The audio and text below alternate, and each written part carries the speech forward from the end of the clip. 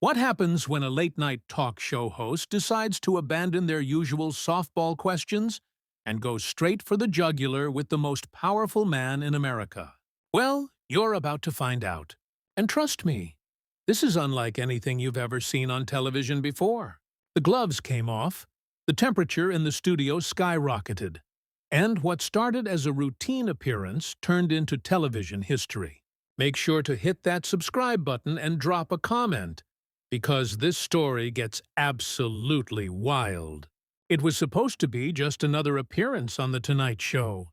Donald Trump had done this dance before, sitting across from Jimmy Fallon and that familiar studio setup, expecting the usual banter about golf, Twitter, and maybe some light political humor.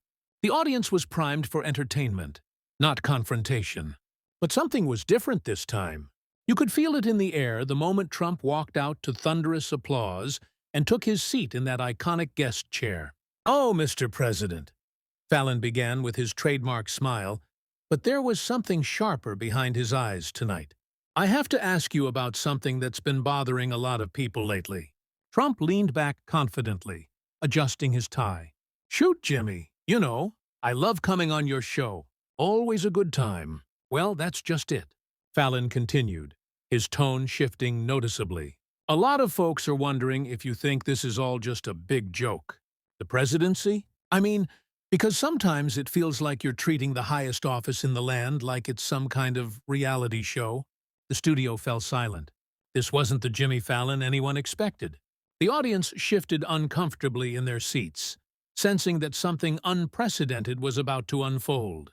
Trump's expression changed instantly, his jaw tightening as he processed what had just been thrown at him. "Excuse me." Trump's voice dropped an octave. "What did you just say to me, Jimmy?" Fallon didn't back down. "I'm asking a serious question. Do you think being president is a game? Because your tweets, your rallies, your constant need for attention, it all feels very performative, very staged, like you're still hosting The Apprentice." "Are you kidding me right now?" Trump's face was already beginning to read in. "You invite me on your show, and this is how you treat a sitting president. This is incredibly disrespectful, Jimmy. Incredibly disrespectful." "I'm being disrespectful," Fallon shot back, leaning forward in his chair. "What about your disrespect for the American people? What about your disrespect for the truth? Every single day, it's something new. Some new controversy, some new drama that you've created." The audience was completely silent now, some people literally covering their mouths in shock. This was not the light-hearted entertainment they had come for. Trump's hands were clenched into fists on the armrests of his chair. "You know what, Jimmy? I thought you were better than this. I thought you were one of the good ones. But you're just like all the rest of them, aren't you? Just another fake news media hack trying to make a name for himself by attacking Donald Trump." "Fake news?" Fallon's voice was rising. "Now, I'm asking you legitimate questions about your behavior as president. How is that fake news? Because you're twisting everything." Trump exploded, his voice echoing through the studio. "Everything I do, you people twist it around and make it sound bad. I've accomplished more in my time in office than any president in history. And all you want to do is attack, attack, attack. Name one thing. Name one significant accomplishment that isn't just you patting yourself on the back on Twitter." Trump stood up from his chair, towering over the desk that separated them. "Are you serious right now? The economy? The military? The wall? Bringing jobs back to America? I've done more for this country than you could ever dream of doing in your pathetic little comedy career." Pathetic little comedy career. Fallon stood up as well, matching Trump's energy. "At least I don't lie to people for a living. At least I don't pretend to be something I'm not. You think you're so clever, don't you, Jimmy? You think you can just ambush the President of the United States on national television and get away with it? Well, let me tell you something. You're making a huge mistake." The tension in the studio was suffocating. Production assistants were frantically trying to figure out if they should cut to commercial, but this was too explosive to interrupt. The cameras kept rolling as these two powerful figures stared each other down across the desk. "The only mistake here," Fallon said through gritted teeth, is that I waited this long to ask you these questions. Someone needed to hold you accountable. And apparently, that someone is me. Accountable? Trump laughed bitterly. You want to talk about accountability? Let's talk about your accountability to your audience. Let's talk about how you've completely abandoned any pretense of being entertaining and turned your show into another liberal propaganda machine. Liberal propaganda machine. Fallon's voice cracked with indignation. Are you out of your mind? I tell jokes for a living. I make people laugh. What do? You divide people. You tear this country apart every single day with your toxic rhetoric. Trump pointed his finger directly at Fallon, his face now completely flushed. Don't you dare lecture me about dividing people. You Hollywood elites, you're the ones dividing this country. You're the ones who can't stand that a real person, a successful businessman, became president instead of one of your precious politicians. A real person? Fallon scoffed. You live in a golden tower with your name plastered on the side of it. You've never worked a real day in your life. You inherited everything you have. I built an empire, Jimmy. A massive, beautiful empire. What have you built? What have you ever created? Besides tired jokes and fake laughter, the audience was now completely mesmerized by this verbal warfare. Some were recording on their phones despite security protocols. Others were whispering to each other in disbelief. The producers were having heated discussions off camera about whether to intervene. At least my jokes don't hurt people, Fallon fired back. At least I'm not responsible for families being separated at the border. At least I'm not responsible for people dying because I told them not to wear masks during a pandemic. There you go again, with the fake news talking points. Trump slammed his hand down on the desk, making Fallon's coffee mug jump. Everything you just said is a complete lie manufactured by the corrupt media to make me look bad. The corrupt media. I'm looking at the most corrupt person in this room right now, and it's not me. Trump's eyes went wide with rage. How dare you? How dare you call the President of the United States corrupt on national television? Do you have any idea what you've just done? I've told the truth for once on this show, Fallon shot back without hesitation, something you wouldn't recognize if it slapped you in your orange face. The comment about his appearance was clearly the last straw.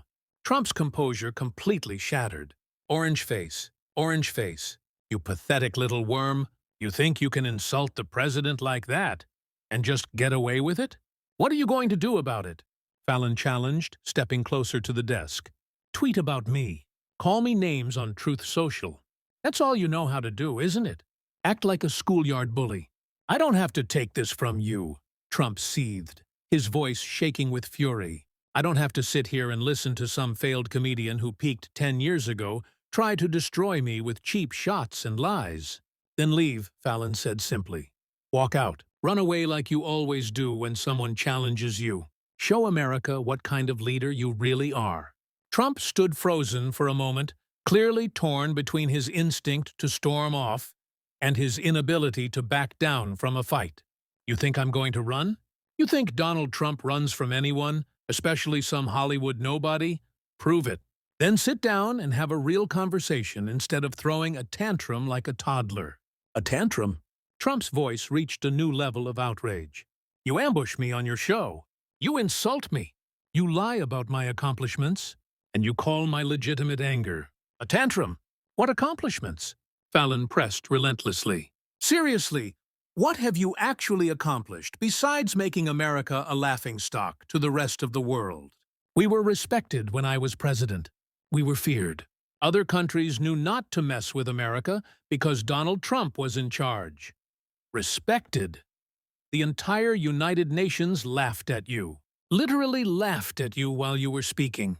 Trump's hands were trembling now, whether from rage or something else entirely.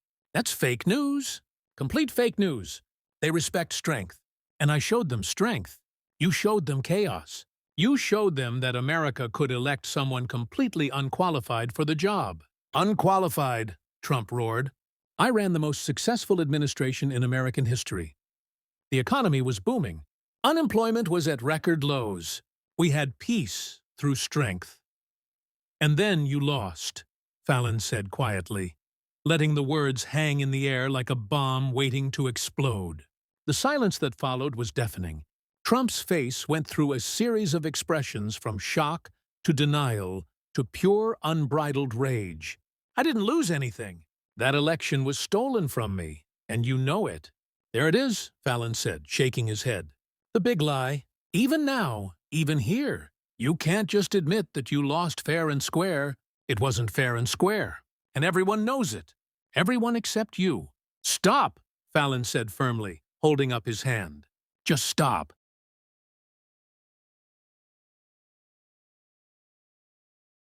Do you hear yourself right now? You're sitting on my show in front of my audience, spreading the same dangerous lies that led to people storming the Capitol building. Dangerous lies? Trump's voice was hoarse now from shouting. The only dangerous lies are the ones you and your media friends tell about me every single day. You've been trying to destroy me since the moment I came down that escalator. We don't have to destroy you, Fallon replied with devastating calm. You destroy yourself every time you open your mouth. The audience gasped audibly at this exchange. Several people were now standing, unsure whether they were witnessing history or a complete breakdown of civil discourse on live television. You know what your problem is, Jimmy? Trump said, his voice dropping to a menacing whisper. You can't handle the fact that I'm everything you'll never be. I'm successful. I'm powerful. I'm loved by millions of people. And you're just a sad little man, telling jokes to make people forget how pathetic their lives are. Fallon's face went pale, but his voice remained steady. If being like you means lying constantly, treating people like garbage, and caring only about myself, then you're absolutely right. I never want to be anything like you. Good. Trump snapped, because you never could be. You don't have what it takes. You don't have the strength, the intelligence, or the vision to lead anything, let alone the greatest country in the world. Leadership isn't about strength or intelligence, Fallon countered. It's about character. It's about integrity.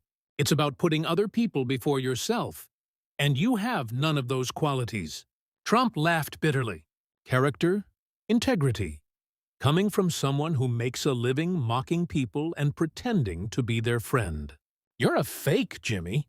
Everything about you is fake. At least I don't pretend to care about people while actively making their lives worse. At least I don't claim to be fighting for working families while giving tax breaks to billionaires. I gave tax breaks to everyone, including working families. But you wouldn't know that because you only listen to fake news. There's that phrase again. Fake news, your answer to everything. Whenever someone tells you something you don't want to hear, it's fake news. Whenever someone holds up a mirror and shows you what you really are, it's fake news. Trump was pacing now behind his chair, unable to contain his agitation. You want to see what I really am? I'm the guy who built a multi-billion-dollar business empire. I'm the guy who wrote the best-selling book, The Art of the Deal. I'm the guy who became president of the United States against all odds. You're also the guy who filed bankruptcy 6 times. You're the guy who had to pay women to keep quiet about your affairs. You're the guy who got impeached twice. Witch hunts. Trump spat. All of it. Political persecution by people like you who can't stand that Donald Trump succeeded where they failed.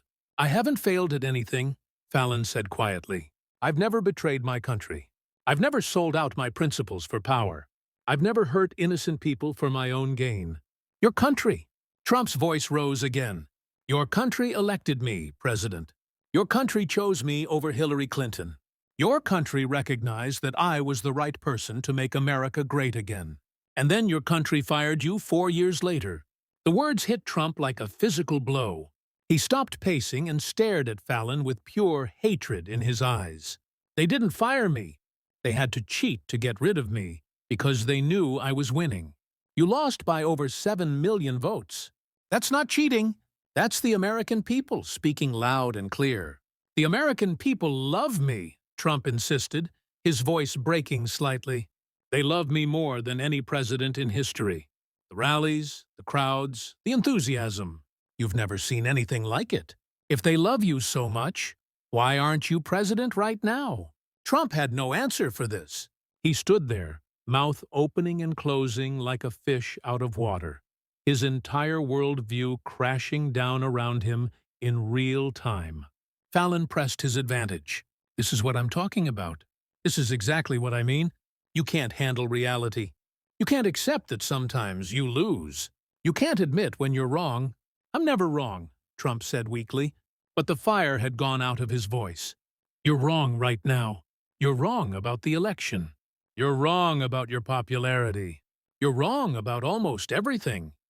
Trump slumped back into his chair, looking suddenly older and smaller than when he had walked out. This interview is over, he said quietly. No, Fallon said firmly.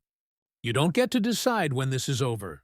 You came on my show, and now you're going to finish what you started. I didn't start anything. You attacked me from the moment I sat down. I asked you honest questions. If you can't handle honest questions, maybe you shouldn't be in public. Life. Trump looked directly into the camera, his voice barely above a whisper. America, you're seeing what I have to deal with every single day. This is why I fight so hard for you.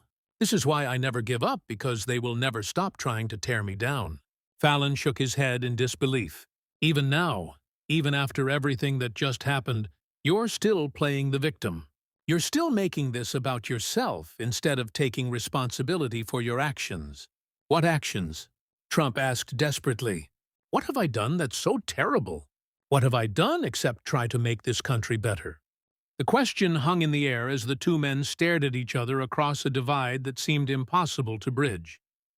The audience sat in stunned silence, having witnessed something unprecedented in the history of television.